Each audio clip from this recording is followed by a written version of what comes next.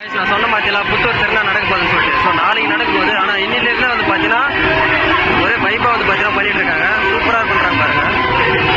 புத்தூர் திருநா வந்து பார்த்தீங்கன்னா பிரம்மாண்டமாக நடந்துட்டு இருக்கு. அதுவும் நாளைக்கு தான் நடக்க போகுது. இன்னைக்கே எப்படி இருக்குன்னா நாளைக்கு எப்படி இருக்கும் பாருங்க. செம்மையா இருக்குல்ல. இதே வேஷம் போட்டுட்டு இருக்காங்க.